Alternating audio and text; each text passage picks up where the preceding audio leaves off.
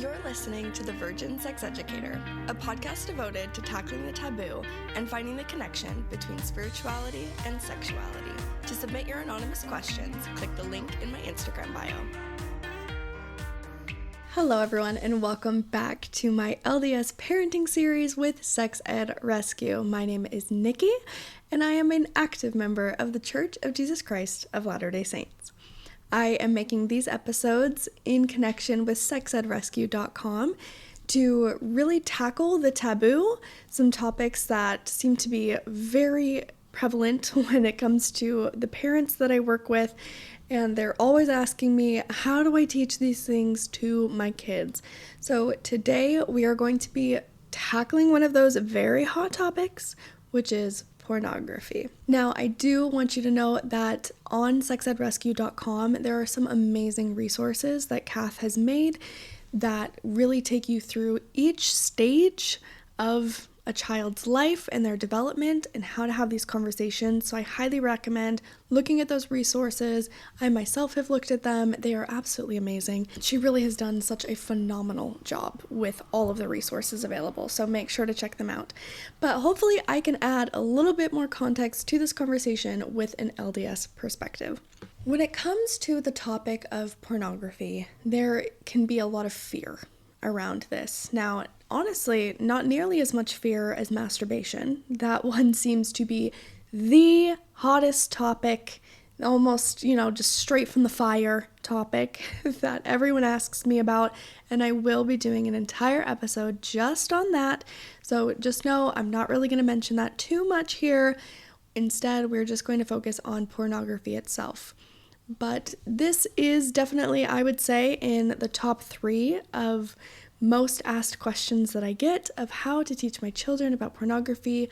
It is very touchy of a subject, especially within the LDS context. It's been taught a certain way for a very long time, very fear-based in a lot of ways, a lot of shame around this topic, and that has not done us too much good, unfortunately. I work with a lot of couples, and the topic of pornography is often brought up. There's just a lot of sensitivity around it, and I just want to be sensitive of that when discussing this topic. So with that all being said, I know that this can be a fear-based topic for a lot of parents, but we do not want to be coming at it from a fear-based angle. We never want to be coming at anything within sexuality from a fear-based place, because this really is such an incredible gift that we have been given by loving heavenly parents to us. This ability that we have to be sexual beings is such a wonderful gift. So we want to come from that place of power and that place of trusting that this is an incredible gift that has been given to us and that we are stewards of this responsibility. So everyone, just keep that in mind as we begin this conversation. We do not want our goal to be, how do we get our kids to avoid porn? Our goal should be, how do we help our kids become people who can build healthy, intimate relationships? That is what it should always come back to. That is the goal. So let's start by actually defining what we're talking about here. Because not everything that involves a body or nudity or even sexuality is the same thing. The body itself is not inherently sexual. In many cultures, especially different parts of Europe, nudity is much more normalized and not immediately sexualized. That is a very Western thinking and teaching. So we have to be careful not to teach our kids that bodies are the problem. They're not a problem. Sexuality is not a problem either. Sexuality is good, it is God-given, and it is a part of being human. So, if all of those things are true, and we're starting with those, then what is pornography? Pornography is not just naked images. We need to make that clear. because there is a lot of content that could fall under that would not be sexual. So pornography is content that is designed to stimulate sexually, to capture our attention, and to create arousal, often without relationships, context, or mutuality. That's the important part. It is taking something that is meant to be relational and it turns it into something consumable. And that distinction is what we want to focus on. We don't want our kids thinking that my body is bad or my sexuality is bad. We want them instead to understand that their sexuality is powerful and how we relate to it matters. The decisions we make about it and with it matter. Now, I also want to say that I think it's really important, and it's not often said out loud, that it is normal for people, especially teenagers, to be curious. It is normal to seek out information, to explore, and to try and understand what they are feeling, especially in the day and age that we live in right now, with technology being such a big part of our lives. Your child is going to run across this. That is just going to happen. So we want to remind ourselves that this is normal. This is a normal developmental behavior, curiosity. It is normal. It is healthy that they are, wanting to be in greater understanding of, the capacity for sexual relationships. That's totally fine. But again, we're going to teach them then how to make choices regarding how they feel and these natural, normal sensations that they may have. For a lot of people, pornography becomes a way that they can not only discover things, but it can quickly turn into a way of coping and self-soothing with just, rejection that they may feel in the world, but also just with, stimulation that they may have in, everyday life. It is a really easy way to self-soothe. So instead of pretending like that's not real or that doesn't happen, we need to first acknowledge that and then help our children understand that just because something is common or feels good in the moment doesn't mean that it's actually leading you where you want to go. And that is backed up not only by what we believe as members of the church, but also in scientific data, that often the viewing of pornography does not actually lead to greater connection, and that's ultimately what we're teaching our children to work towards, right? Is these healthy, intimate relationships, and helping them understand that this particular route will not ultimately lead them to that goal, and here's why. That part's important. Remembering that the highest levels of satisfaction, consistency, and connection in sexual relationships happens in committed, long-term partnerships and marriages, because in those relationships, you're able to build emotional safety, trust, and connection by actively choosing to limit sexual partners. And by choosing this other person to develop this part of yourself, there is a lot of power in that. So if someone is learning about sexuality through other methods, primarily through pornography, then they're not learning how to build that, to build emotional safety, trust, and connection. They're learning something different because pornography does not require emotional safety, trust, or connection. And this is why we want to be clear, is we don't want to shame, because again, it's natural to be curious about these things and to be exposed to it as well. That's the day and age we live in. But helping them understand what is being taught by the material. Pornography is often teaching that people, especially women, are objects. And in a study done as recently as 2020, 90% of Pornhub scenes depicted physical aggression featuring women as the target. And I'll have my references for that in the show notes.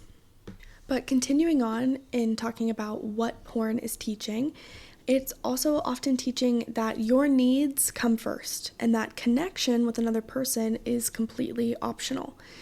Now, over time, that is going to shape how someone sees not only themselves, but others and relationships. Frequent viewing of pornography is going to impact your expectations of another person, of what a sexually intimate experience should look like or does look like, and it's not going to be based in a lot of reality of, another person who actually has their own thoughts, their own feelings, their own opinions, who isn't just there to validate you and serve your ego. That is not quite being taught with this particular content.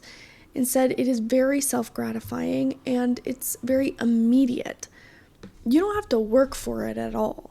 I mean, you can just look up a video and then boom, there it is. It's just so easily accessible. But real people in real relationships, not that easily accessible, not that accommodating. So we don't want our children to be making this connection that, a real relationship with a real person that requires effort and work and connection and trust and, you need to be able to communicate with them, that all of a sudden that's going to be looked at as too much work because there's this alternative that's just so much easier. Yes, it can be, but we need to understand the value that comes from making choices that bring us in closer connection with other people, not just, choices that bring us immediate, instant gratification. Now, I want to address something that often comes up around this conversation. We often hear and talk about pornography as addiction. That is very common, having a pornography addiction. And while that language can feel helpful, it's actually not accurate. And it's also no longer a term that is used in the DSM-5. Pornography addiction, not a diagnosis. More accurate terms would be problematic pornography use or compulsive sexual behavior disorder. But there is not this pornography addiction in which we have just been taught our whole lives, or at least I have. And I know I'm speaking for a large part of the LDS community. This is going to be some shocking information that, a pornography addiction is not really a thing. We've framed it that way for a long time, but in doing so, we are actually in a very large way taking away a person's sense of agency. Because by putting it in this addiction framework, we're saying that this is who I am. This is something I can't change. This is something that's wrong with me. Instead of looking at, these are patterns that I've created. These are habits I've chosen. And this is a reinforcement that I've picked for, various reasons that in a lot of ways are very understandable. So your brain learns what you repeat. But that also means that it can unlearn or relearn things. And this is a much more hopeful place to be. And this is really what the gospel of Jesus Christ steers us towards, that we are choosers. And, it's unfortunate that we've taught it a certain way for a very long time. So that's why we are now having these conversations. I have so many parents that are wanting to do better than what they had. And we want to put it in a framework that is not shaming, that is also not placing it as this thing that just has this addictive power over us, because that's not true either. That's still keeping us one step away from it. That's something that's happening to you rather than being a chooser and you having a say in how you interact with this material. So how are we teaching this to our kids? Let's get practical. If your child is young, let's say under 8, and they come across something, they see something, they are most likely not processing it the same way that we are. So we don't necessarily need to over-explain. You can say something as simple as, hey, sometimes people make videos or pictures that focus on bodies in a way that is meant to get attention. So if you see something like that, you can come and talk to me. You're not in trouble. And if they ask more, if they want to expound on that conversation, You can say something like, that's something that your brain will understand more as you get older. And we're going to be able to talk about this together. We can talk about how it made them feel. And again, Kath has amazing guides of what to do when your child views pornography, how to have these conversations at age appropriate timestamps, and what those conversations can look like. She even has workbooks. So go check out all of her material on that. But moving on a little bit more. So for older kids under 12 years old, you can start talking about how some things online are made to get people interested by focusing on bodies or private parts, because these are novelties. These are things that are intriguing to us, but they don't show us what real relationships are like. That's what we want to be emphasizing. That, again, this is natural and this is normal, and media absolutely plays on that. They know how compelling it is, and they really put it in our face. But we want to be helping kids understand that what it's not showing. We see what it's showing, but what is the underlying message here, and what is it not showing? It's not showing us what a real relationship is like. And then you can turn it and start asking questions. What do you think makes a relationship feel safe and respectful? What does a healthy, intimate relationship look like? What do you think it would look like? And for teens, you can go, even deeper and a little bit more honest. That, just helping them understand that they're going to feel curiosity, that they might look at things. That doesn't make you a bad person, but we, as your parents, want you to think about what those things are teaching you. And then you can start asking them these questions. What kind of relationship do you want someday? What is that going to look like for you? What does that need to include? And when they're able to reflect on that, to verbalize it, to think about it, then we can start asking, well, is this viewing of pornography, of this explicit content, whatever it may be, is it moving you towards that or not really? Is this content teaching you that a relationship is where you see someone as a whole person, or is it teaching you that someone is just a body? We can talk about the values that we're trying to build when we choose not to engage with pornography. We're learning self-control, respect for yourself and others, seeing people as whole beings, not just objects. We're learning patience, emotional connection, and choosing life-term fulfillment over short-term relief. That is what we want to be teaching. Instead of just the absence of something, we want, again, to be turning them towards, what are we going for here? What are we trying to create? What do you want to build? And having it come from a place of desire. That is really our goal. The church is very clear on its stance that pornography is not aligned with the kind of life and relationship that we are trying to build. So we don't necessarily need to water that down, but we can teach why that matters and why it makes a difference. Because if the messaging is only that pornography is bad, then kids aren't actually learning how to think.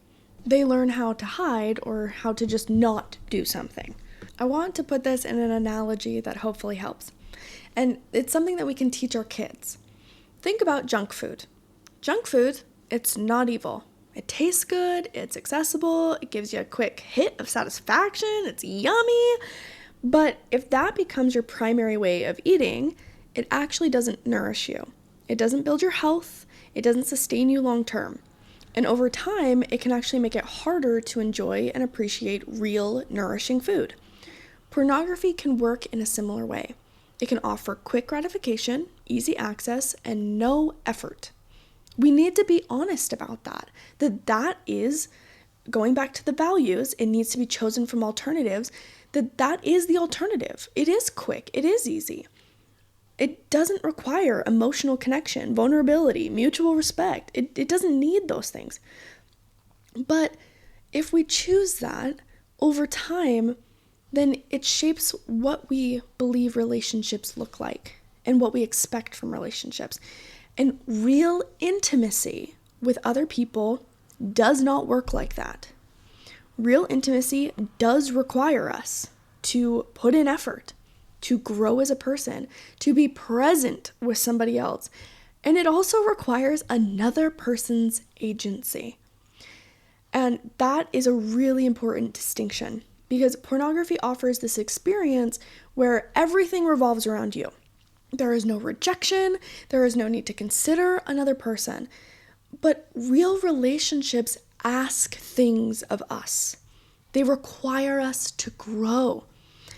They require us to respect boundaries, to navigate the differences between us and another person, and to care about someone else's experience, not just ours. And that is the type of conversation we want to be having around this particular topic. It's not, don't look at this, don't do this. It's, what kind of person do you want to become? Because your pornography usage, if you have it, it's not going to just affect your behavior. It will affect how you see yourself, your self-esteem. It impacts it in a very large way. It affects how you see other people, looking at them as very one-dimensional, especially women, that it's just what they can do for you. And it also shapes how you look at intimacy and what you expect and how demanding you are, that everything must be there to cater to you. That's not real intimacy. Intimacy is friendship. It is the willingness to be vulnerable, to be seen, and to see others. If you do end up finding out that your child or your teen views pornography, a good way to react to that is coming at it from a place of wanting to understand. Understanding what's going on and why they're turning to this. Because again, it is natural. So we want to ask some questions of, what were you feeling before you watched this? What did you get out of it? What did this give to you? And what do you want moving forward? And being able to have that open and honest conversation with, maybe they did get comfort and validation. Maybe they felt good about themselves, and really tackling those conversations of, okay, you know what, that is not a bad thing to want. But this material is not really the best way for you to get those types of feelings. You can get it from them, but the reason we don't want to turn to this as our primary source of finding confidence or validation is because it actually won't lead to those feelings long term. Really shaping the conversation that way and talking about what are some other ways that we can maybe build confidence and that we can go after these feelings that this particular content is giving, but finding other avenues for it. We're not shutting them down. We want to help them develop awareness to separate their feelings from their behavior, because sexual feelings are not the problem. They're normal, they're part of being human. It's what we're doing with those feelings that matter. And if what we're doing is actually leading us to the people we want to be and our ultimate goals. We want our kids to understand that they're not controlled by their feelings. As a teenager, it can sometimes very much feel that way, but ultimately, they're not controlled by these feelings. They are someone that can choose what to do with the feelings that they have, whether those are feelings of loneliness, happiness, sexual desire, whatever they may be. They're not controlled by it. They get to decide what they're going to do with it and what they're going to create with them. That is empowering. We're not talking about just avoiding something. We're talking about helping our kids understand who they are, what they want, and how to build something that is real, that will actually bring them connection, that will teach them what real connection requires and what it can look like, and where those materials will be and what those things are, and pointing out real people in real life that demonstrate the principles and values that you're trying to instill will be really helpful. And also, again, taking a moment to reflect and say, is my marriage or my relationships that I have with my friends and my family as their parent reflecting these values that I'm trying to instill? Do I have healthy, intimate relationships with those around me so that my child can see what those look like, what they sound like, what they can feel like? Do I have that with them? And do I have that with others? Because it can be really difficult to teach something that they cannot see modeled. So that's a great place to start and begin, especially around the conversation about pornography, not turning it into this really big conversation where we vilify sexuality and we make it very fearful and completely abnormal to be drawn into this material. It's like junk food, it's made for consumption. It's normal to like it and to want it, but we're teaching how to relate to it and how to live healthy lives in connection with this part of ourselves that does crave that.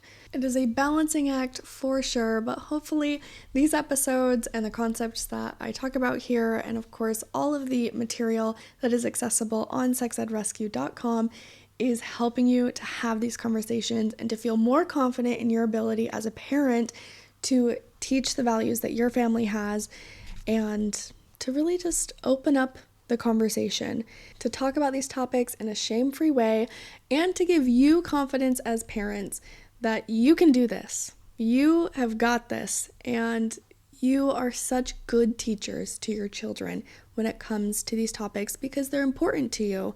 And because they're important to you, that overarching message will come across to your kids, that this should be important to them too. And they will be able to read that, they can map that. So please have confidence in yourselves. You're doing a great job.